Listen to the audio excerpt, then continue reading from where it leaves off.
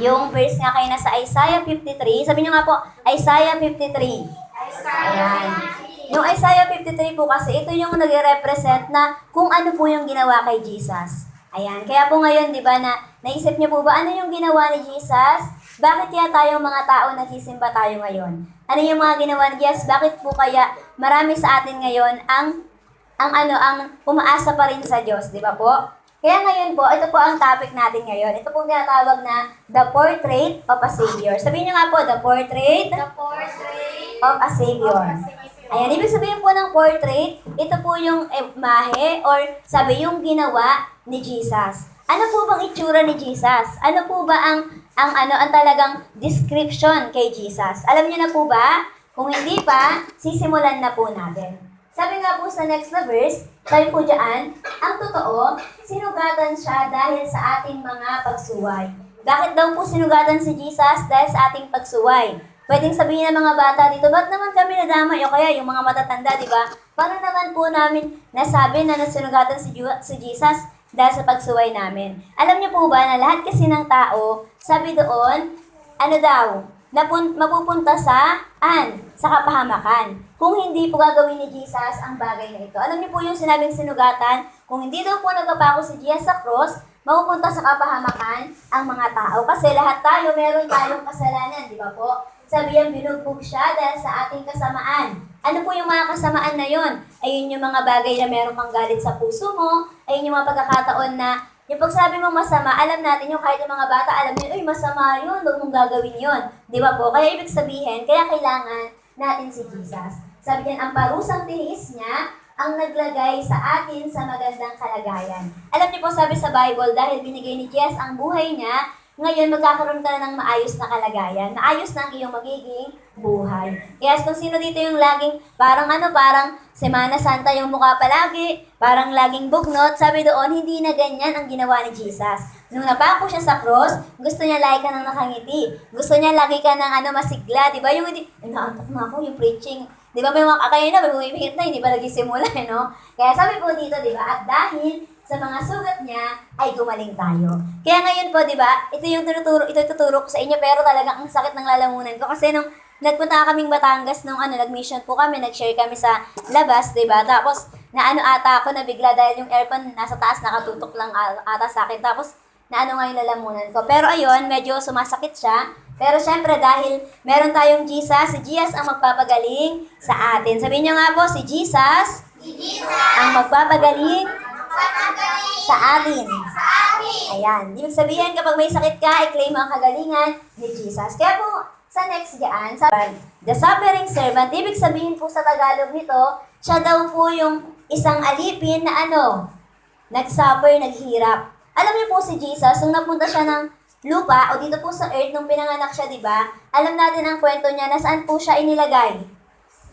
Sa sabsaban po, di ba? Nilagay ba si Jesus dun sa dinala ba siya sa ospital na may aircon? Di ba hindi po? Pag nakwento yun sa atin, lagi makikita natin sa kwento, di ba? O kaya sa mga picture, si Jesus, may mga katabi siyang kabayo, may mga kambing, di ba? Yung mga hayop. Ibig sabihin kasi, alam niyo po ba yung pinestuhan ni Jesus dati, nung pinanganak po siya, doon po sa tirahan ng mga hayop. Tapos po, yung sabsaban o yung manger na tinatawag nila, ayun po yung kainan ng mga kabayo, tapos doon lang inilagay si Jesus. Hindi po komportable, hindi maganda. At sabi nga po dito, hindi lang yun. Yung bagay na, alam niyo po ba, hari po ang Diyos, diba? Pero ganun. Tapos nung lumaki pa po siya, hindi siya nagsabi sa mga tao, no, ako ang Diyos ha, paglingkuran niyo ako, hindi napagdadaan si Jess, di ba, may mapapaypay sa kanya, pagdadaan si Jess, ilalabas yung red carpet, hindi po ganun yung nangyari. Ang nangyari, di ba, siya pa ay naglilingkod. Ang ginawa po ni Jesus, nung siya ay nasa lupa, di ba, talagang pumunta sa kahit saang lugar, naglakad. Sabi po, di ba, naglakad sa mga daan para iligtas yung mga tao, para daw po sharean yung mga tao, pakainin yung mga tao, pagalingin yung mga tao. Ganun po ang ginawa ni Jesus. Kaya sabi diyan, sa Isaiah, siya ay daw po, pinahirapan. Kaya nga po sa kwento na ito, mabasa niyo dito sa 53:1-2, sino naniniwala sa aming ibinalita? At kanino inihayag ng Panginoon ang kanyang kapangyarihan? Ayun yung tinatanong, di ba? Kalooban ng Panginoon na lumago ang kanyang lingkod, gaya ng tanim na lumalago at naguugat sa tuyong lupa. Wala siyang kagandahan, ito po yung ano natin, pagpupusan, at katangi ang makakaakit sa atin para siya'y lapitan. Alam niyo po, nung panahon na siya ay pinako sa cross, sabi po dito, yung mukha po ni Jesus, o kahit yung katawan niya, di ba, sabi doon, hindi na maaninag. Punong-puno ng dugo, punong-puno ng sugat. Na kapag tinignan mo, hindi mo na makita kung sinong tao yon. Kaya sabi po diyan, si Jesus talaga, dumating siya sa lupa, para naghihirap siya, para po sa ating mga tao. Nang sa gayon, di ba, hindi ka na maghirap. Nang sa gayon, yung sinasabi nating, may sakit po ako, yung sa ganun, yung hirap ka sa sakit mo, di ba? Pero ang totoo, si Jesus, ginawa niya na po yan. Kaya nga po sabi diyan, di ba, sa kaninang verse, sabi doon, sa kanyang mga latay, tayo'y nagsigaling. Kaya alam niyo po, ang sakit, wag natin i-baby, wag natin yan, kahit dati talaga pag ganito po yung boses ko, ayoko nang magsalita. Pero ngayon, di ba, alam natin na hindi kasi to para sa Panginoon. Kailangan ipakita natin na tayo ay pinagaling ng Diyos. At sabi niya, there was nothing attractive in the physical appearance of this servant. Na si Jesus po, wala kang makitang kagandahan sa kanya nung panahong pinako siya sa cross. Nung panahong nakapako siya doon, talagang punong-puno ng sugat at dugo nga po. Sabi doon, ayun yung paghihirap na ginawa ni Jesus, yung sakripisyo niya po para sa atin. Kaya nga po, di ba may mga tao, pag pinapanood yun, naiiyak pa din sila. Di ba? Ito yung mapanood nila yon. Nakikitingin nila po. At next po, next na po, sa letter A, sabi po diyan, si Jesus daw po made himself of no reputation. Alam niyo po yung sabihin ng reputasyon? Alam niyo po ibig sabihin nun? Di ba pag sinabi pong hindi mo na ako binigyan ng reputasyon, ibig sabihin hindi na ginalang. Si Jesus po, di ba, ang totoo, pwede naman talaga niyang sabihin na ako ay hari. Ito ang aking trono, di ba? Dahil siya ang hari. Pero ang ginawa po niya, di ba? Talagang hindi niya ipinakilala ang sarili niya bilang hari. Pinakilala ng Diyos ang sarili niya bilang servant na tagapagligtas ng mga tao. Sabi niyan, from glorious king to suffering servant. Ayun yung nakita natin, di ba? Ang hari ba, di ba? Naghihirap po ba yon? Ang totoo hindi, di ba? Ang mga hari po dito, kahit nga po ang mga nag-elite, di ba? Nandun sila sa pinakamagandang pwesto, maayos ang bahay nila, maganda ang buhay. Pero si Jesus lang po ang hari na kung saan, sabi dito, nagsuffer, nahirapan, sabi doon, naghirap siya para po sa atin. Laging ganun ang kasunod Hindi po si Jesus, hindi po siya naging alipin for nothing. Hindi rin po siya nagpakahirap for nothing, kundi ginawa na ang mga bagay na ito para po sa ating lahat. Naiintindihan? At sabi po diyan, he set aside the right to His glory and power. Ang totoo, sabi niya nga po, alam niyo po nung araw na kukunin na si Jesus ng mga Roman soldier, sabi ni si Peter, kukuha na siya nung itak niya, tinapyas niya yung tenga nung isang sundalo, di ba po? Pero ang sabi ni Jesus sa kanya, huwag kang maging madahas. Hindi mo yan kailangan gawin kasi kung gugustuhin ko, sabi niya, sabi ni Jesus, kung gugustuhin ko, pwede kong ipadala yung mga libo-libo kong mga soldiers, yung mga angels niya po, na magliligtas sa kanya. Pero hindi yun ang kalooban ng Diyos. Ang kalooban ng Ama, mapako siya sa cross, nang sa gayon, makita ng mga tao na ito yung ginawa ng Diyos namin. Ito yung ginawa ng tagapagligtas namin. Kaya sabi po dyan, he was subject to place, sabi dyan, place them, and many other human limitations. Kaya ibig sabihin po, bakit po yung mga pagkakataon na nahihirapan daw po ang tao? Bakit daw po yung mga pagkakataon na ang tao parang merong mga hindi sila maintindihan sa sarili nila o mga katawan nila? Sabi po kasi dito, malaman nating lahat na si Jesus din po, naghirap din siya. At nakita po natin, sa paghihirap ni Jesus, siya po ay nagtagumpay. Sabihin nyo nga, si Jesus ay nagtagumpay. Ayan, praise God. Kaya sabi po dito, sa halip, ibinaba niya ng lubusan ang sarili niya sa pamamagitan ng pagtagaan yung alipin. At sabi diyan, naging tao siyang tulad. May nagsusunod dito sa verse na to, na naging tao si Jesus para nga po maging maging alipin nga po o talagang maglingkod po sa atin. Pero alam niyo po ba, hindi si Jesus create or na hindi siya ginawa na parang yun talagang katulong to, hindi ganun. Kundi sabi po dito, ginawa niya po yung mga bagay na yun para meron po tayong basihan na dapat pala ito yung gagawin natin. At next po, sabi po sa letter B, sabi diyan, for our sakes, He became poor. Para daw po sa ating kapakanan. Ibig sabihin po, alam niyo po si Jesus, Kaya tayo po mga kumari, kung ikaw naiisip mo, sige, dito na po kayo tingin. Kung ano sa iniisip mo, di ba? Naghihirap ka na. Lagi mo tandaan, di ba? Si Jesus po, siya ang unang naghirap. Ibig sabihin, meron siyang mga ginawa para sa atin po. Kaya kayo, meron ba kayong effort na ginawa?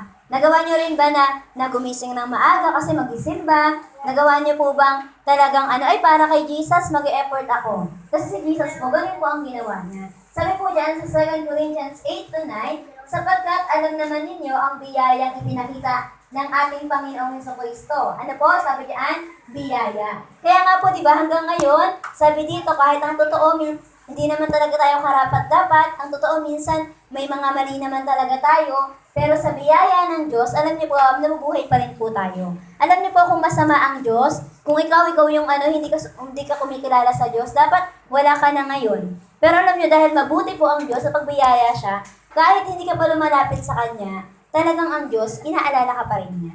Naintindihan po? Kaya sabi po diyan, ipinakita ng ating Panginoong Jesucristo na kahit na mayaman siya doon sa langit, kung tutuusin, nakaupo ang Diyos sa trono niya. Pwede nga daw kung si Jesus, huwag na bumaba ng lupa kasi ginto ang tinatapakan niya doon. Kasi dito sa lupa, putik, di ba po? Tapos doon sa langit, pinaglilingkuran siya ng mga anghel, pinapakain po siya. Pero dito sa lupa, sinasabi pa ng mga tao, iba po siya sa cross. Gusto niyo po yung gano'n? Kaya nga po, di ba may mga tao na, nung yumaman na sila, naging mayabang sila, di ba? Pero hindi gano'n yung gusto ni Jesus sa atin. Pinakita niya po na kahit siya ay mayaman, kahit siya ay marunong, di ba? Kahit siya ay dakila, di ba? Sabi po diyan, siya ay nagpakababa para sa atin. Sabi po kasi dito, at sunod sabi niya, siya doon sa langit ay nagpakadukha siya dito sa mundo alang-alang sa atin para sa pamamagitan ng kanyang kahirapan ay maging mayaman tayo. Kaya alam niyo po, lahat po talaga ng tinatamasa niyo ngayon, lahat ng meron po kayo, kung wala daw po sa ating lahat pala, kung walang nag-sacrifice, wala din daw po tayo dito. Alam niyo po yung implication na tinuturo sa amin dito, ang tao po talaga, mapupunta na po dapat tayong impyerno. Ibig sabihin, dapat talaga, na tayo, yung paparusahan tayo. Alam niyo po yung pagkakataon na, yung pagkapanganak sa'yo, tapos impyerno agad yung punta mo. Ganun po yung parang papalakihin ka lang, o kaya kung magtatagal ka pa dito, pero ang totoo, pahihirapan tayo. Pero ayaw po kasi ni Jesus yun na mangyari sa atin. Ganun niya tayo kamahal, kaya po bumaba siya dito sa lupa. Kaya nakikita natin bakit ang mga tao sa mundo, wala silang paki kay Jesus. Kasi, kung tutuusin, kung narinig nila yung kwento na dapat maghihirap sana sila, kung hindi sila naniniwala sa Diyos, pero dahil po sa ginawa na ni Jesus 2,000 years ago, na magkakapako sa cross, sabi po dito, binigay niya na po ang buhay niya. Kaya ngayon, meron pa ring biyaya si Lord sa atin, di ba? Na-realize niyo po ba na nung mga bata pa kayo o hanggang ngayon, di ba? Naisip niyo ba na, ako ba nagbabasa ba akong Bible? Ako ba inaalala ko ba si Jesus? Pero dahil sa biyaya ni Jesus, ayan, nabuhay ka pa din, di ba? Andyan ka pa rin, kasi ganyan po kabuti ang Diyos. Sabi po dito, siya ay naghihirap para daw po tayo ay yumaman. Ibig sabihin ng yumaman, ibig sabihin yung kaayusan na yon, yung buhay na yon, para daw po magkaroon ka ng buhay na maayos at kasiya-siya sa harapan ng Diyos. At sunod po letter C, sabi po dyan, became obedient unto death. Gusto niyo po yun? Sa school, sabihan ko kayo, ay ikaw papanganak ka ha, para mamatay? Matutuwa po ba kayo pag ganun yung sinabi sa inyo? Di ba hindi po? Naalam niyo po siya? Si Jesus, sabi doon, bago pa siya ipanganak, nag-usap-usap na po ang tatlo. Sabi po, si God the Father, si Holy Spirit, at saka si Jesus. Bago pa siya iba, kasi sabi, nagkasala ang tao nung panahon ni Eva at Adan. Ibig sabihin, pag alam niyo po ba, kapag nung nagkasala sila, kung hindi daw po darating si Jesus, lahat ng ipapanganak na tao, mapapahamak na. Kaya ibig sabihin, nakita niyo po napakaraming tao sa mundo, di ba? Kaya po ang nangyari, nung nag-usap sila, kailangan tao ang nagkasala, tao kasi may kasalanan, di ba po may katawan, na tao ang nagkasala, dapat tao din daw po ang magbayad. Kaya ang nangyari, itong si Jesus po, ang naging kapalit natin siya. Kung tutuusin, dapat ako, naghihirap na ako ngayon, dapat ako, pinaparusahan ako. Alam niyo po sa impyerno kung ano pong itsura, sabi doon, di ba, yung sinasabi nga po, nalala niyo yung sa mga adult, mga matangke, sabi ni Pastor, di ba, sabi ng mga tao doon, ay sabi ng mga tao, sa langit, walang beer. Sa impyerno, wala din po. Tapos sa langit, ay sabi nila, tapos ayun yung pinaka-example niya, di ba? At alam niyo po ba, kung sinasabi natin sa lupa, mainit, mas mainit po sa impyerno. Kaya ibig sabihin niyo, ipapanganak ka lang, pero diretso ka pala sa paghihirap. Gusto niyo po ba yung ganon? Kasi Jesus, ayaw niya rin po. Kung ayaw nyo, mas ayaw po ng Panginoon. Kaya sabi doon na nag-usap sila, si Jesus ang binaba. Bakit po sinabi, may tanong sila, bakit kailangan bang magkatawang tao ni Jesus? Diyos na nga siya. Kasi ano pong sabi ko sa inyo, tao ang nagkasala, tao rin po ang dapat magbayad. Kaya nagpakatao talaga si Jesus. Kaya talagang meron siyang katawan. Hindi niyo po pwedeng questionin na makapangyarihan ba ang Diyos? Si Jesus? Makikita pa lang natin na oo, kasi nabuhay siyang muli. Naiintindihan po, nabuhay siyang muli. Ibig sabihin, ganoon makapangyarihan si Jesus, na-endure niya po ang cross. At sabi nga po dito, di ba, Jesus died as one who was cursed. Alam niyo po kung anong sinabi sa kanya? Siya po ay kinuha daw po yung parusa. Yung parusa natin, kinuha niya na yun, sa kanya na inilagay. Kaya alam niyo po, may isang, yung dun po sa senaryo nung nakasapa na si Jesus sa cross, nung namatay siya, nung malapit na siyang malagutan ng hininga, ano pong sabi niya? Ama, Ama, bakit mo ako pinabayaan? Kasi after po nun, alam niya na ano daw po, talagang maghihirap siya ng matindi. At alam niyo rin po ba na si Jesus, nagpunta siya nung namatay siya, kasi po, nakarating din si Jesus ng impyerno. At alam niyo po ang ginawa ni Jesus doon?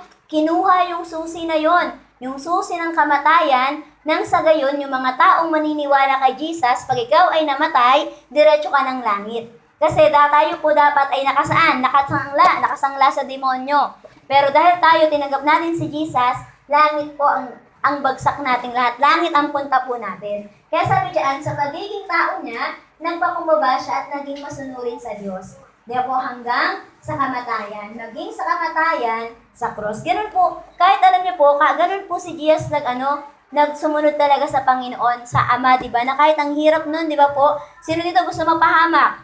Di ba ayaw po natin yun? Minsan nga lang, yung mapagod ka lang maglakad dyan sa labas, ayaw pa kasi ang init-init, di ba? Pero si Jesus, alam niya na mamamatay siya, pero tinuloy niya pa rin po. Ano po kasi ang nasa isip ni Jesus nung panahon na yon? Siya po, ang nasa isip niya po ay ang mahalin tayong mga tao. Di ba po? Mahal tayo ng Diyos. Sabihin mo nga sa katabi mo, mahal ka ng Diyos. Mahal ka ng Diyos. Ayan. Kaya sa next po, sa pangalawa, una daw po, di ba? Siya ay naging suffering man. Ibig sabihin, naghirap. Pangalawa naman po, siya po ay tinawag na sorrowing man. Ano po ibig sabihin ng sorrow? Siya po ang tao ng pagtangis. Yung umiiyak po. Ayan. Sabi po sa Isaiah 53:3, hinamak siya at itinakwil ng mga tao. Dumanas siya ng mga sakit at hirap, dinalikuran natin siya. Ano po sabi ito? Dinalikuran natin siya, hinamak at hindi pinahalagahan. Alam niyo po, minsan pala, o madalas sa buhay natin, tuwing hindi pala natin naalala si Lord, sabi po diyan, isa po tayo sa mga taong nagsasabi na ipako siya sa cross. Tuwing po gumagawa tayo ng kasalanan, di ba sabi daw po sa kwento, meron pong isang taong sabi niya, grabe naman sila, siguro kung nabuhay si Jesus sa panahon namin, hindi ko sisigaw yun. Pero alam niyo po ngayon, pansinin natin yung mga sarili natin. Tayo ba, mahal ba natin si Jesus? Tayo ba talagang mindful tayo? Di ba tayo nalilate? Di ba? Talagang mahal ba natin si Jesus? Di ba? Minsan ang daling magsabi, opo, mahal ko po si Jesus. Pero pag sabi, simba ka na. Ay, mamaya na po, magpapalit po muna ako. Paano kung si Jesus nag-aantay dyan? Alas 9, andyan na si Jesus. Nag-aantay siya. Sa palagay mo ba, hindi ka katulad ng mga to? Magiging katulad ka ng mga tumakwil kay Jesus kung ikaw hindi mo pinapahalagahan si Jesus. At alam niyo ba, ganyan yung nangyari sa kanya, yung itsura ni Jesus doon, di ba? Sabi nga, naging sorrowing man. Ibig sabihin tao na kung saan iyak ng iyak, punong-puno ng pagtangis. At alam niyo po sa langit, meron pong isang tao na nakapunta ng langit. Tapos alam niyo po, nakita niya si Jesus umiiyak. Alam niyo bakit daw po umiiyak? Kasi tuwing nagkakasala ang mga tao, umiiyak ang Diyos. Hindi po ito yung sinasabi ng mga nanay at tatay na matatanda na masama yun, magagalit si Jesus. Hindi talaga nagagalit si Jesus. Kasi tuwing gumagawa ka ng masama, tuwing inaaway mo kapitbahay mo, inaaway mo kaibigan mo, di ka sumusunod sa magulang mo, nag-iisip ka ng masama, alam niyo po ba ang ginagawa ni Jesus? Umiiyak siya. Kasi nalulungkot siya na yung mga taong mahal na mahal niya, na ibinigay niya yung buhay niya para sa kanila, na gumagawa pa din ng kasalanan. Kaya ibig sabihin po dito, ano po ba ang itsura ni Jesus? Si Jesus, masayahin po siya. Pero nalulungkot siya sa tuwing hindi mo inaalala na meron ka palang Savior. Alam niyo po bakit nalulungkot si Jesus? Kasi alam niyang mapapahamak ang mga tao. Alam ni Jesus na kapag itong anak kong to, hindi ako nito tinanggap, mapupunta daw siya dun sa impyerno. Alam ni Jesus, kapag hindi mo nakilala ang Diyos, di ba? Sabi doon, ikaw ay maghihirap.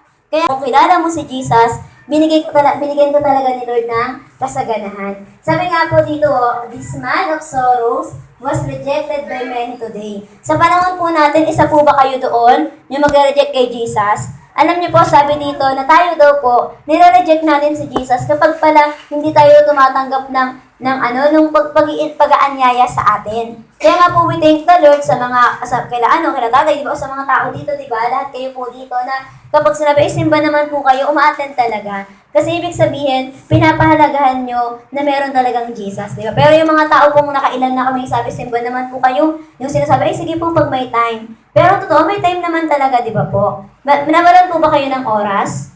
Hindi naman po, di ba? Lahat tayo, meron po tayong oras. Kaya si Jesus po, ito yung portray sa kanya na tinawag po siyang sorrowing man. Bakit po siya nalulungkot? Kasi ayaw niya po mapunta ang mga tao sa impyerno o mapahamak nga daw po.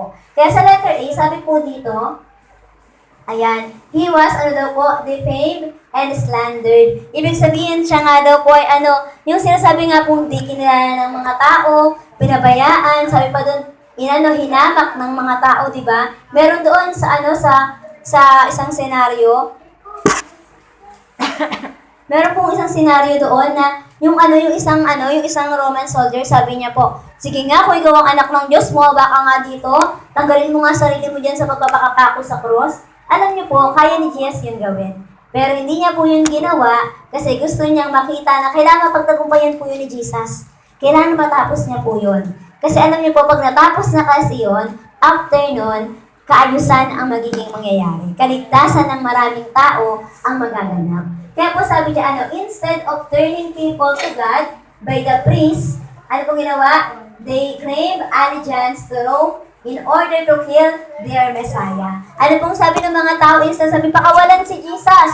Alam niyo po kung anong sinabi nila? Ipako siya sa cross. Sumigaw pa sila, naipako po si Jesus sa cross. Ibig sabihin, hinamak siya ng napakaraming tao nung nandito po siya sa lupa. At alam niyo po, kaya hindi po kami nagugulat. Kaya pag may mga ini-invite kami, hindi po sila na-attend, hindi namin sila mapilit. Kasi sabi po, dito po sa church, hindi po kami namimilit kung ayaw. Pero alam niyo po ba, gusto po namin ipakita na ang totoo, masaya pong merong Jesus. Mas nagiging maayos na merong Jesus. Kasi yung po mga humamak sa kanya, alam niyo po ang nangyari nung nabuhay si Jesus sa cross, nabuhay ulit si Jesus, napatunayan na totoo ang Diyos na meron tayo. Diba? Na parang inahabak po nila si Jesus kaya sabi, nakasakay sa donkey? Hari ba yan? Kaya nga po ngayon, di ba yung mga nagkukwento si Jesus, tao lang yan. Huwag kayo dyan maniwala. Kaya may mga nagsabi, huwag na kayo magsimba pa kayo, wala lang kayo mapapala. Pero ang totoo, di ba, hinahamak sila ng mga tao. Kaya ngayon po, alam nyo, ganoon din daw po ang mangyayari. Pag dumating yung end times, yung mga hindi nagsisimba, yung hindi naniniwala sa Diyos, alam nyo po, sabihin nila sa pagdating ng end times,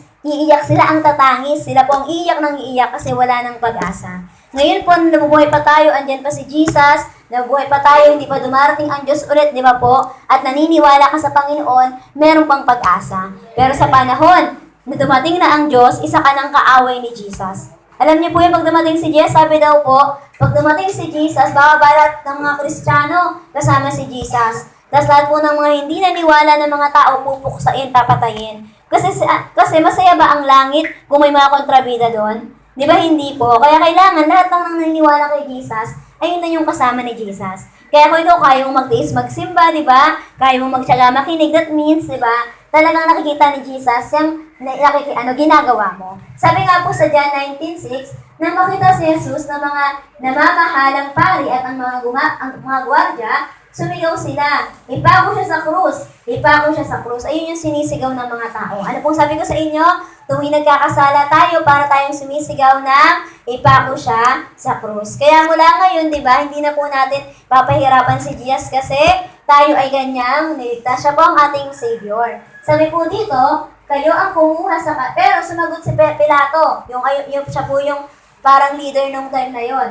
Kayo ang kumuha sa kanya at magpako sa krus. Dahil kung sa akin lang, ay wala akong makitang kasalanan sa kanya. Alam niyo po nung paghuhukom, para po siyang leader nung time na yun, di ba? Pinalapit po si Jesus sa kanya. Sabi, totoo ba yung mga pagbibintang nila, na yung sinasabi nila, Ikaw ba ang hari? Ayun yung sabi, di ba? Tapos, alam niyo po ang sabi ni Jesus, ikaw na ang may sabi. Tapos sabi niya pa, hindi ito ang trono ko, kundi ang trono ko ay sa langit. Kaya naisip ni Pilato, wala namang kasalanan tong Jesus na pinagbibintangan nila. Pero alam niyo po ba, kaya sinabi ni Pilato, ano ba siyang kamay? Tapos sabi niya, bahala kayong mga tao. Kayo ang may kasalanan sa dugo ng taong iyan. Ng tao daw na sino? Na si Jesus. Pero sabi po kasi dito, ayan ang ginawa ng mga tao, kinukutya nila. Kaya po yung sa mga taong hindi naniniwala kay Jesus o hindi nga po sumusunod kay Jesus, ito pala ang ginagawa natin. Kinukutya natin si Jesus na para bang walang Diyos na lumikha sa atin. Pero nawa, wag pong ganun yung gawin natin kasi meron pong Diyos. Okay po ba yun? May Diyos ba tayo? Amen. Opo. Sunod po, sa letter B, sabi, meron pa po pala sa 11:19, ito pa sa pagpapahirap, sabi niyan, at nang dumating naman ako, na anak ng tao, nakita nilang kumakain ako at umiinom. Si Jesus po yan. At sinabi naman nila, ang taong iyan ay matakaw at lasenggo. Nakita niyo, pinagbintangan ba si Jesus na matao, kumakain siya kasama ng mga makasalanan? Kasi si Jesus po, alam niyo po, kung ikaw ay mas kasalanan, ikaw ay lasenggo. Lasenggo ka ba? Matakaw ka ba kumain? Di ba sabi doon? Sabi diyan, si Jesus nakikain siya sa mga yon. Kaya po wala tayong karapatang husgahan ng mga tao kasi si Jesus, ginawa niya rin po yun. Pero ito po ang maganda. Alam niyo po yung mga kinasama niyang mga yon, yung mga makasalanan na yon, nagbago po yun ng buhay. Pero kung ikaw na natili kang ganyan pa rin kasalanan mo, di ba? Hindi mo nakasama si Jesus. Kasi ang nakasama ni Jesus, nagbabago ng buhay. Amen po ba? At sabi po diyan, at kaibigan ng mga maniningil ng buwis at iba pang mga makasalanan. Sinasamahan ni Jesus yung mga makakasalanan kasi sabi po, saan ba dumating si Jesus? Para ba sa mga magagaling na? Ang doktor ba, pumunta ka ba ospital kapag magaling ka? Hindi po, di ba? Sabi nga, He came to save, sabi doon, the lost. Di ba? Ibig sabihin, dumating si Jesus para sa ating makasalanan. Kaya dito sa church, ang mga tao dito makasalanan to. Na tinubos ni Jesus. Binago ni Jesus ang buhay kasi nasunod sa Kanya. Kaya kung sabi niyan, ganun pa man, ang mga taong sumusunod sa kalooban ng Diyos ay sumang-ayon na tama ang ipinapagawa ng Diyos sa amin. Kaya alam nyo, yun nangyari dyan, di ba? Nasabi po dito, si Jesus sumasama niya sa mga yon, pero alam nyo po ba na si Jesus kasi gusto niya lahat ng tao ay maligtas. Ganon din po talaga hanggang ngayon, ganon pa rin po ang sinasabi ng Panginoon. Ayan po ang una kinutya siya ng mga tao. Pangalawa, sabi pa dyan, hated by men. Kaya po hindi po kami nagtataka ngayon bakit may mga taong ayaw kay Jesus. Bakit may mga taong ayaw magsimba? Kasi yung mga tao po talaga, nilagyan sila ng demonyo sa puso nila na huwag kang maniwala na merong Diyos. Diba? Na parang may mga tao sabihin nila, ay kaya po namin mabuhay kahit wala ang Diyos. Diba? May mga ganong taong nagsasabi. Pero totoo, kaya mo lang mabuhay kasi binibayaan ka lang ng buhay ni Lord ngayon. Kasi mapagbiyaya ang Diyos, mabait ang Diyos. Pero kung nabuhay ka nung unang sa Old Testament, kapag gawa ka ng masama, kakainin ka agad ng lupa. Gusto niyo yung ganon? Di ba ayaw natin yun? Di ba kaya maging mapagpasalamat tayo kasi napakabuti po ni Lord. Sabi nga po sa John 15:18, sinabi ni Jesus, kung napopuot sa inyo ang mga taong makamundo, alalahanin ninyo na ako ang una nilang kinapopuotan. Kaya po kami, tinuruan po kami sa church na kung wari pag nagbahay-bahay kayo dyan sa mga sa labas, o kaya nag-share kayo, pag di kayo pinapasok, huwag kayong malungkot. Sabi, pag nireject kayo, huwag kayong malungkot. Kasi ang una nilang nireject, hindi daw yung taong yun, hindi kayo. Kundi sino? Si Jesus pala, yung una natin nireject. Kapag pala sinabi, simba po kayo, ay, pag may time na lang ako. Kapag daw sumagot ng ganun yung tao, ibig sabihin, hindi ikaw yung nireject niya. Si Jesus yung nireject niya. Ibig sabihin, ayaw niya kay Jesus. Mahirap po ba magsimba ng linggo? Hindi ko may requirements, may bayad ba pagpasok sa pintuan? Wala po, di ba? Ibig sabihin, yung kung meron po tayong Monday, may Tuesday tayo, may Wednesday, may Thursday, Friday, Saturday. Ilang araw kang meron? 6 na araw, di ba?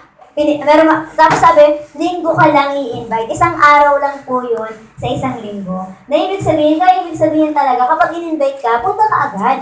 Kasi isang araw lang yan sa isang linggo. Yung Monday to Saturday, pwede kang bahala kung anong gusto mong gawin, di ba po? Pero pag Sunday, unahin si Lord. Sabi kasi dito, sabi pa din dito, paano daw pong nangyari, di ba? Kinabutan siya ng mga tao. At sabi niya, nang makita si Jesus ng mga namamahalang pari at mga gwardiya, sumigaw sila. Ito na naman yung kayo ng verse, sabi niya, di ba? Ipako siya sa cross. Na tayo, huwag natin ganun yung gawin natin kay Jesus. Ang kakantahin natin, alive, alive, alive forevermore. My Jesus is alive, alive forevermore. Ganun palagi yung kanta, hindi yung lagi na lang, kala mo lagi lang may problema, di ba? Meron pong mga ganong tao, hindi inuna si Lord ng Sunday, kaya alam nyo, kinamande yan. Ano pa rin, bugnutin pa rin. Yung problema niya may utang siya. Monday, yun pa rin yung utang. Tuesday, yun pa rin, di ba? Pero yung tao, inuna si Lord, Lord, bigyan niyo po ako ng pambayad ko, Lord, kasi usuin niyo po to. Hindi kahayaan ng Diyos na mabaon sa utang. Kasi meron kang Diyos na mayaman. Amen po ba? Amen. At sunod po, letter C, sabi po dito, ayan ang itsura ni Jesus, di ba? Puro nakikita natin. Kanina, tinawag siyang suffering servant. Ngayon, sorrowing man, di ba parang ang negative ng mga ng mga nakalagay niya. Kasi ganyan ang nangyari kay Jesus nung napunta siya sa mundo, di ba po? Para kanino? Para sa mga taong, nagkasala. Naintindihan? Sabi dito, rejected by His own people. Alam niyo po, si Jesus din po, sabi diyan, hindi rin siya tinanggap. Si Jesus ba ang lumikha sa atin? Opo, di ba? Sino ang may likha ng lahat ng bagay? Ang Diyos. Pero nakakalungkot isipin na ang tao, nilikha ka ni Lord, pero hindi ka sumusunod. O kung wari po sa isang alipin, ay sa isang amo at saka alipin. Pwede bang sabihin nung yaya sa amo niya na, pag sinabi ng amo, ipagtimpla mo akong kape, tapos sabihin nung alipin, bahala ka na, kaya mo na yan, kaya kang kamay pa at saka kamay eh. Ganun ba yun? Di ba ano gagawin ng alipin? Di ba kikilos siya, paglilingkuran niya. Pero alam niyo ba, sa panahon natin ngayon, ang ating Diyos, ang master natin si Jesus. Pero para tayo yung alipin na yon. Sasabihin ni Jesus, sambahin mo ako sa araw ng linggo. Pero ginawa ka ni Jesus, ang gagawin mo lang, wala ka dyan. Mag-ano ako dito, magkakain kami dito, mamamasyal kami, magsusugal ako, magiinom ako. Ganun daw po ang nangyayari sa ginagawa ng mga tao tuwing nire-reject nila ang Diyos. Kaya ngayon po, di ba, sabi diyan, hindi na po talaga kami nagtataka sa mga tao na bakit na yung mga gumagawa ng memes patungkol kay Jesus, yung iba nagmumura pa, nilalagay pa yung pangalan ni Jesus, di ba? Kasi ganun yung mga taong hindi nakikilala ang Diyos. Pero nawa tayong kilala natin ang Diyos, ano pong gawin natin? Igalang natin ang Diyos. Ano po ulit? Igalang natin ang Diyos. Kasi siya po ang gumawa sa atin. Napakapalad po natin mga tao kasi hindi po siya malupit na master. Alam niyo po kung malupit siya master, pwedeng ang gawin niya, patayin niya agad tayo kung di tayo nagsimba. Pwedeng patayin niya tayo kung di tayo nagbasa ng Bible. Kung di tayo nagpray, pwedeng patayin tayo ng Diyos. Kasi siya master natin, siya gumawa sa atin eh. Pero mapalad tayo, yung master natin, hindi daw po siya mapanakit. Ang master natin ay loving. Sobrang bait, napakabanayad, talagang nag-iintay siya hanggang magbago po tayo. At sabi nga po dito, although Christ created the world, kahit si Jesus ang gumawa sa mundo, ang Diyos, di ba? Sabi niya, the people He created didn't recognize Him. Nakakalungkot po isipin, no? May mga tao, hindi po kami naniniwala kay Jesus, pero si Jesus ang gumawa doon. Di ba po? Kaya sabi po dito, even the people chosen by God rejected Him. Kahit nga po ang Israel, alam niyo po saan si Jesus pinanganak? Sa Jerusalem po, di ba? Kahit yung iba dun sa Israel, hindi rin po naniniwala kay Jesus. Kaya tayo po mga hentil, na mga Pinoy, di ba? Mga nag-ibang lugar, di ba? We thank the Lord kasi kahit kwento lang sa atin yung kwento na yun patungkol kay Jesus, naniwala pa rin tayo. Naniniwala po ba kayo kay Jesus? Ayan, magsabi ng amen niya naniniwala kay Jesus. Amen. Kaya po sabi sa verse ng John 1:11, pumunta siya sa sarili niyang mga kababayan. O si Jesus po, nagpunta siya sa mga, kuwari kung ikaw ay Pilipino, babalik ka kuwari ng Pilipinas. Ayan, sa Pilipinas, di ba po? At sabi dito, pero, tinanggihan siya ng karamihan. Alam niyo, nagpunta po siya dun sa mismong lugar niya, pero tinanggihan siya ng karamihan. Kaya kung ikaw naiisip mo na nireject ka ng mga tao, si Jesus din po, naranasan niya rin po yun. Di ko alam kung naranasan niya na ba yun, o may nabasa ba kayong kwento na yung pamilya niya, tinakwil siya, parang ganun daw po yung ginawa kay Jesus. Kasi ang tingin niya sa ating lahat ng mga tao, tayo po ay pamilya ng Diyos. Tayo po ay mahal ng Diyos. Kaya niya po tayo tinubos sa ating mga kasalanan. Sabi pa sa Luke 4:28-29, Nagalit ang mga taong naroroon sa sambahan nang narinig nila ito. Sabi niya, nagtayuan sila at pinagtabuyan si Jesus palabas ng bayan. At dinala malapit sa gilid ng burol na kinatatayuan ng kanilang bayan para ihulog siya sa bangin. Ganun pa yung ginawa po kay Jesus. Ang gusto ba nilang gawin kay Jesus ay mapahamak. Kaya po, di ba, tandaan natin na lagi niyong tandaan na dapat pag si Jesus po, sinasabi niya papasukin tayo sa puso natin, dapat i-welcome po talaga natin siya. Huwag po natin i-reject ang ating Savior. Naiintindihan? Huwag natin gayahin ang ibang tao, kundi sumunod po tayo sa Kanya. Pangatlo po, ano siya? The sacrificing lamb. Ibig sabihin ng sacrificing lamb, yun po yung ginawa niya. Alam niyo po ang itsura ng tupa? Ang itsura po ng tupa, napakaamo. Kahit makita ka niya, hindi kanya tatahulan. Kasi hindi po siya aso. Hindi joke lang. Kasi ang tupa, hindi po yan alam niyo po yung tupa, napaka-hinhin lang po nun. Napaka-amo po ng itsura. Yung wala kang makita sa kanyang pangil, hindi po nalabas ngipin. Nakatulad, pag, di ba, yung aso pag galit na galit, talaga namang lumalabas yung mga ngipin po, di ba? Pero yung tupa, napaka-amo po niyan. Kaya siya ay halimbawa sa ating Savior. Alam niyo ba kung bakit niya si Jesus, nung panahon pinagtatadyakan siya, sinipa, sinigawan, sinabihan ng mga masasakit na salita, hindi po siya sumagot. Si Jesus, naging love siya na maamo, na kung saan hinayaan niya lang na mabugbog siya ng mga tao. Alam, bakit po yung ginawa ni Jesus? Masaya ba mabugbog? Di ba hindi po masaya? Kaya ibig sabihin, alam niyo po bakit tiniis yun ni Jesus? Kasi para po sa atin. Naintindihan? Na parang ang sakit-sakit nun, masuntukan nga lang po. Ako nga, tumama lang po ako sa ganito. Nagkakapasayon, tapos ang sakit-sakit na ilang araw kong iniinda. Pero ano po yung ginawa po kay Jesus? Kaya po tinawag siyang sacrificing lamb. Sabi niyan, kasi talaga namang yung kahit ang hirap-hirap na bagay, tiniis niya. So sabi nito, inapi siya at sinaktan. Pero hindi man lang dumain para siyang tupang dadalhin sa katayan para patayin. Ganun na po, nisigaw, wala po. Ang baboy kapag kakatayin, di ba? Iyak ng iyak, di ba? Ganun siya ng ganun kapag kakatayin. Pero yung tupa, kapag pumigilitan niya, natahimik niya lang. As in, kala mo wala kang ginagawa sa kanya. Ganun po ang ginawa ni Jesus. Talagang hindi po siya gumantay, hindi siya nagsalita, hindi siya sabing, lapit ka sa akin habang inaano siya, hindi siya nagaganon. Wala po, as in, ganun ka banayad ang Diyos po natin. Ganun ka mabuti ang Diyos natin. Sabi dyan, o tupang gugupitin na hindi man lang umiimik. Ganun daw po yung tsura ni Jesus. Minuli siya, hinatulan at pinatay. Walang nakaisip isa man sa mga salinlahi niya. Tama na ba ako? At napinatay siya dahil sa kanilang mga kasalanan. Alam nyo, dahil po sa kasalanan natin, kaya talaga dapat pinatay si Jesus, nagkapako siya sa cross. At sabi po dito, ikaw ba, naisip niyo ba yun ngayon? Na bakit ba namatay si Jesus? Bakit ba siya pinako sa cross? Naisip niyo ba yung ganong bagay? Pero di ba, ang totoo, hindi yun alam ng mga taong yun. Ang sinisigaw lang nila, ipako siya sa cross. Pero alam niyo bakit siya namatay? Para sa ating lahat. Sabi po dito, na tiniis niya ang parusang dapat sana ay para sa kanila. Para kanino po ang parusa? Para sa atin. Di ba po? Ibig sabihin, para sa atin sana. At sabi po diyan, kahit na wala siyang ginawang kasalanan. Si Jess po ba may kasalanan? Wala. Si Jess ba may kasalanan? Walang nasagot. Wala po, di ba? Pero ikaw ba may kasalanan? Meron. Diba? Ikumpara mo nga yung sarili mo, ikumpara nila yun sa ganito, kay si Barabas, at saka si Jesus. Alam niya, itong si Barabas, siya po ay balasubas. Ibig sabihin, siya ay may makasalanan, gumagawa ng kasalanan. At alam niyo po ba ang ginawa ng mga tao, sabi, pakawalan si Barabas, ipako si Jesus sa cross. Karapat dapat tuwag ipako si Jesus sa cross? Hindi, di ba po? Kasi ang totoo, wala naman siyang masamang ginawa. Parang ganun din po yun sa atin. Ang totoo, dapat tayo talaga yung pwedeng pahirapan. Kasi tayo po may kasalanan. Nung pinatay, nung inaway mo ba yung kapitbahay mo? Si Jesus ba ang gumawa? Di ba ikaw?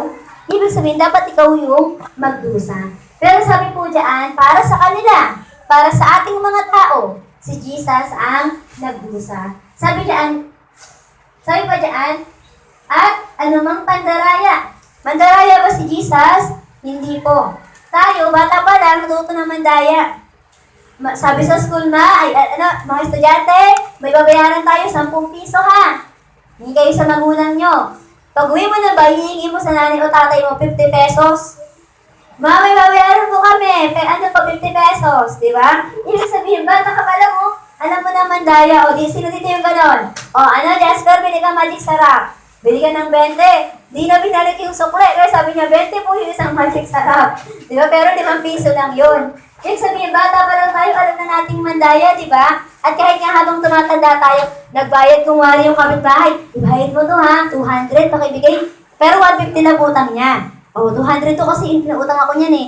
Pero dahil hindi alam ng kapitbahay na nagbayad, nabibigay mo lang yung 150. Yung 50 sa'yo na. Di ba? Minsan yung mga ganun tayo ginagawa. Pero, ang Diyos, hindi niya tayo dinaya. Wala pong pandarayang ginawa ang Diyos sa atin. Kaya sabi yan, inilibing siyang parang isang kriminal. Nakita niyo po, nilibing siya, di ba? Sa kwento po ng gospel, si Jesus talaga may libingan. Pero hindi siya forever na nandun. Pero ikaw, nakalibing ka na ba?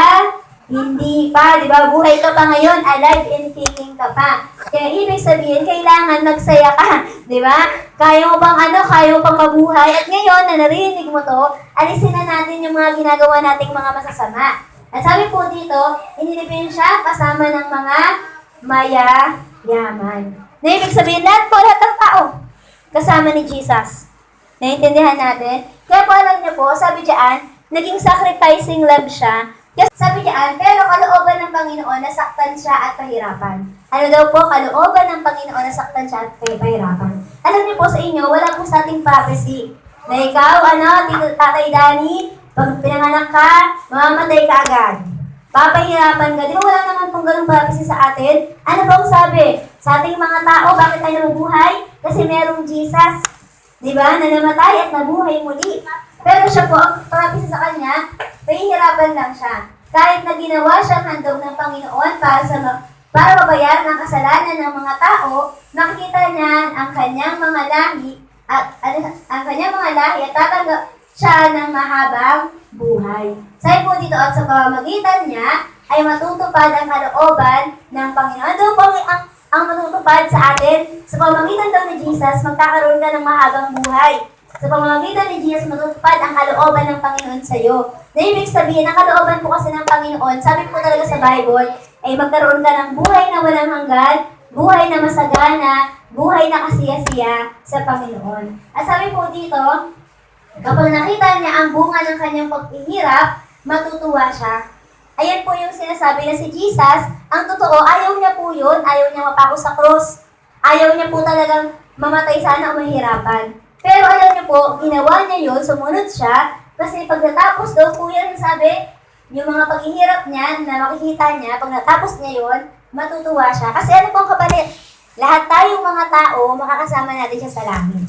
Naintindihan po? Kaya sabi ni Jesus, para sa mga taong mahal na mahal ko, bababa ako ng lupa, magpapako ako sa cross, para hindi lang siya ang nasa langit, hindi lang si Jesus. Para lahat po tayo kasama ni Jesus. Ganun po tayo pinapahalagan ng Diyos. Kaya naman naisip natin, no, pinapahalagan ko ba si Jesus? Nawa ay pinapahalagan po natin siya. Sabi yan, sa pamamagitan ng karunungan ng aking matuwid na lingkod, ay marami ang yuturing niyang matuwid. Sino po yun? Si Jesus. Sa pamamagitan ni Jesus, marami magiging matuwid. At sabi po dito,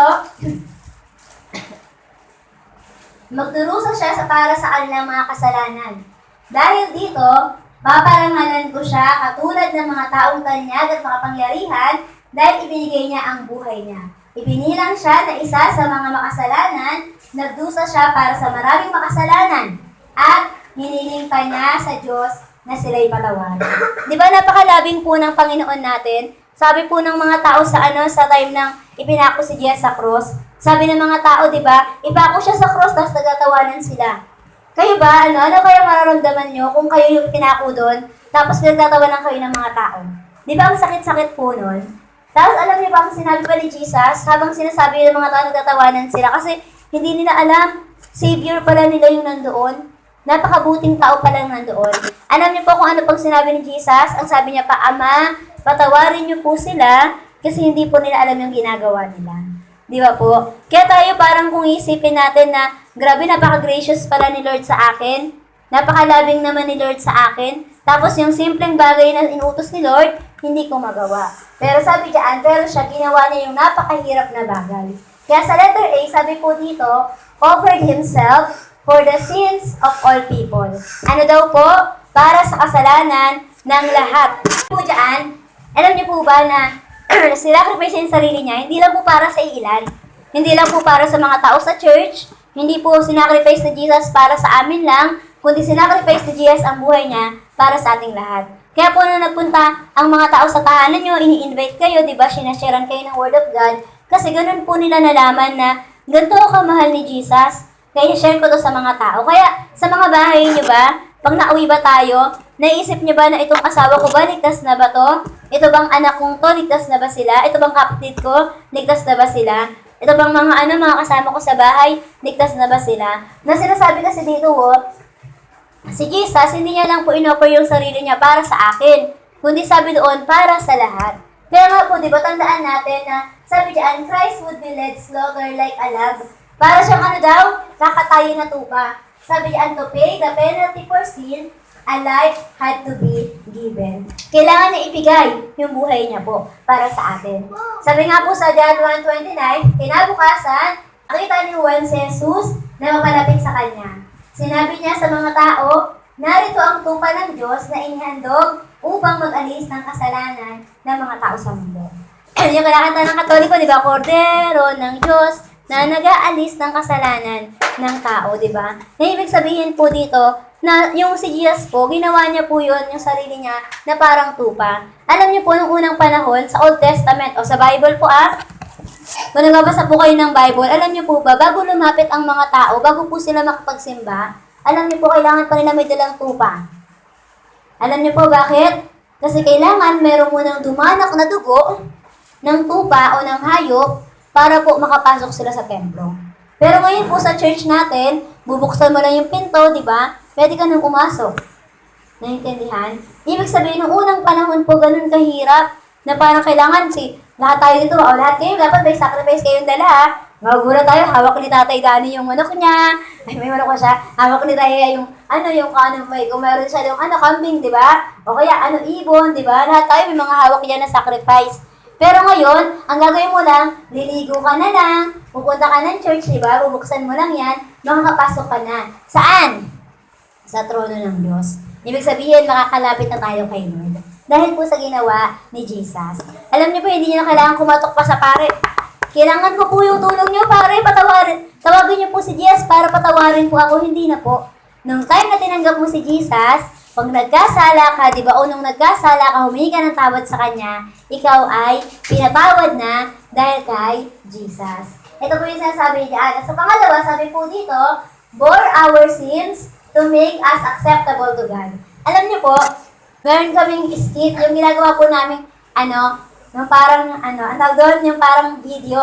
Tapos alam niyo po doon, sa video na yon, tayo po kumari, meron sila mga ID na nakalagay din yung kasalanan na kumari, ito yung magnanakaw, nakalagay doon, magnanakaw. Ito yung lasenggo, nakalagay doon, lasenggo. Ito yung babaero, nakalagay doon sa babaero. Tapos, ang nangyayari sa mga yon, nung nagsilapitan sila kay Jesus, alam niyo po ba, isa-isang kinukuha ni Jesus yung mga kasalanan. Ay, ikaw ba, nagmumura ka? O, kinuha ni Jesus yung kasalanan na yun. Ay, ikaw ba, magnanakaw ka ba? Kukunin niya, kinuha yun ni Jesus. Ay, ikaw ba, ganito ginawa mo? Kinuha yun ni Jesus at lahat ng mga kasalanan na yun na napakabigat, kinuha yun ni Jesus. Alam niyo po? At sabi dito, para saan? Ikaw ay maging katanggap-tanggap sa Diyos. Kaya nga po sabi sa 2 Corinthians 5:21, kailanman hindi nagkasala si Kristo. Ano daw po? Kailanman hindi nagkasala si Kristo. Wala pong kasalanan si Jesus, kaya wala talaga. Kung tutuusin, hindi dapat namatay yung Savior natin sa cross kasi wala naman siyang kasalanan. Ang pinapako lang po sa cross, yung mga makasalanan. Naintindihan? Kaya po sa church, alam niyo po, nung dating panahon, nung panahon ng mga Romano, makasalanan ang cross. Pag nakakita ng cross, para yun sa mga gumawa ng mga krimen. Pero ngayon, bakit nasa simbahan? Bakit nasa ospital? Bakit nag-sign of the cross ang mga tao na hindi naman kailangan gawin? Alam niyo po kung bakit? Kasi mula nung napako si Jesus sa cross, iginalang na ng mga tao ang cross.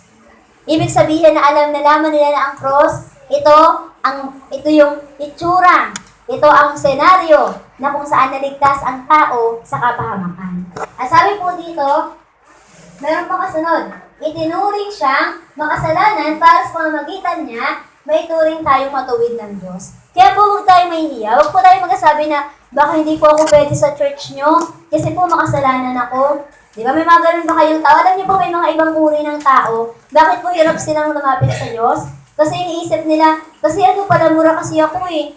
Kasi palainom kasi ako eh. Ay, nasusugal kasi ako eh. Makasalanan ako. Pero totoo, tinatawag tayo ni Lord na lumapit sa Kanya. Para yung mga hirap nating kasalanan isuko, mabilis nating maisuko sa Panginoon. Kaya lapit po tayo ng lapit kay Lord.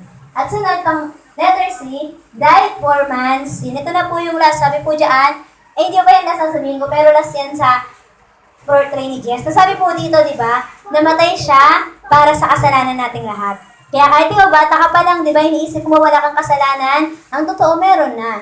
Di ba? Kaya ngayon, bata ka pa lang, tandaan mo na, Lord, mula ngayon, gusto ko po makinig po ako ng makinig ng mga sinasabi niyo po. Gusto ko po, magsimba tsaka maglingkod po ako sa inyo.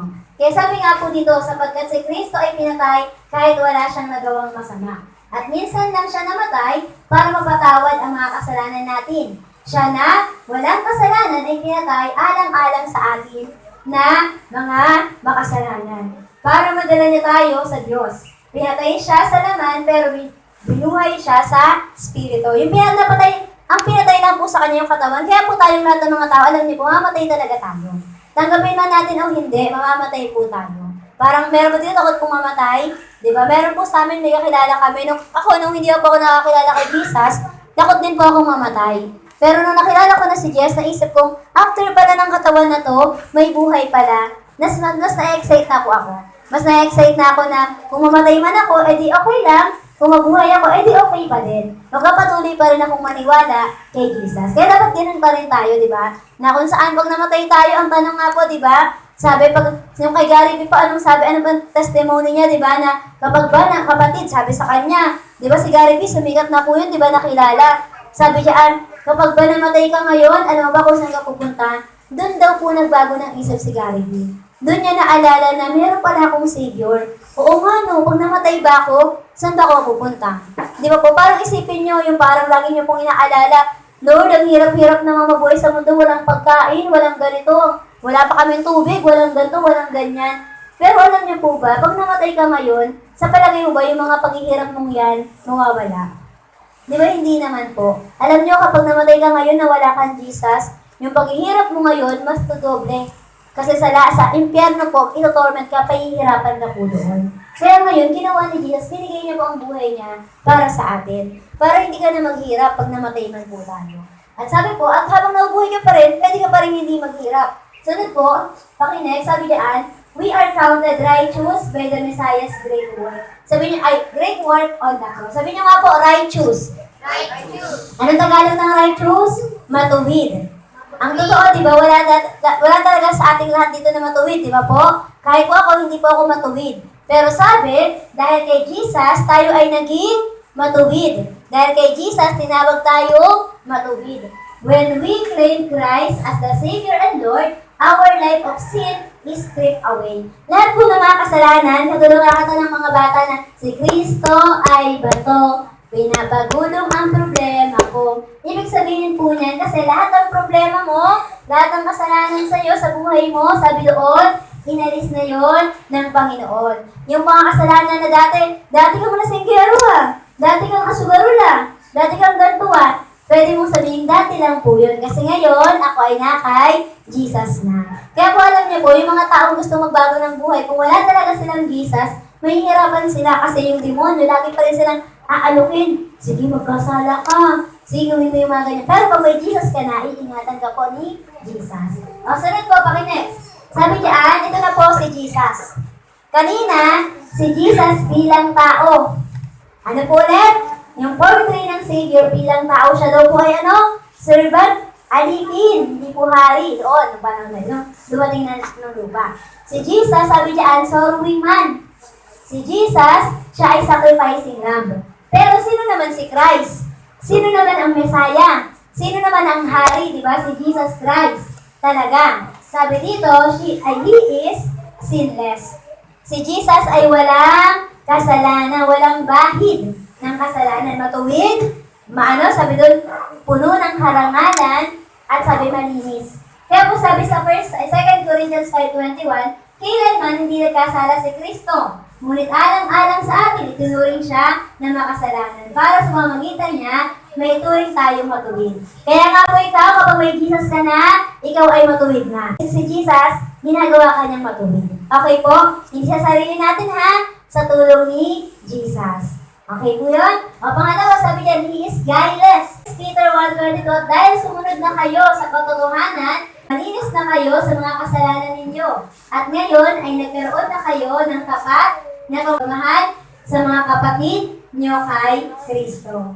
Magmahalan kayo ng taus-puso. Ayan po yung sabi diyan na kung dati ikaw feeling mo mahirap pagmahal, di ba? Kung dati nasa isip mo na mahirap siguro magpatawad, pero dahil nga naka-guess ka na, madali na lang.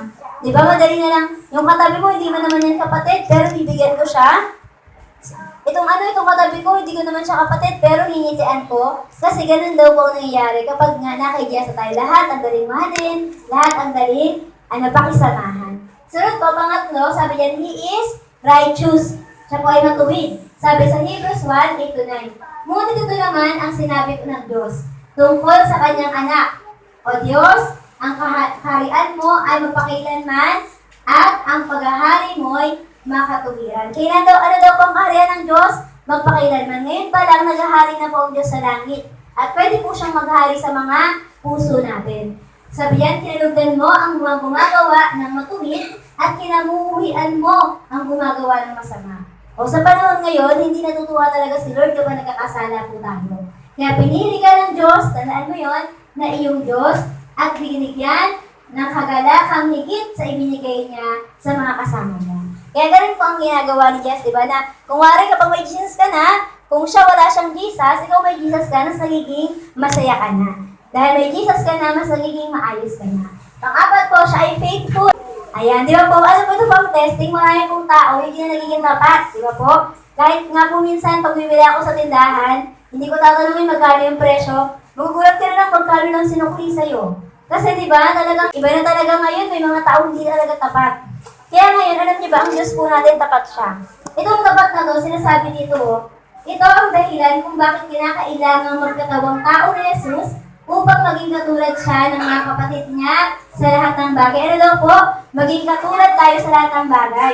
Para masabi daw po natin na si Jesus nga, nabuhay siya sa mundo, tao siya, katulad natin, hindi siya nagkasala. Ibig sabihin, pwede ka rin hindi magkasala. Si Jesus nga, nabuhay siya sa mundo, sumusunod siya sa Diyos, pwede mo rin gawin yun.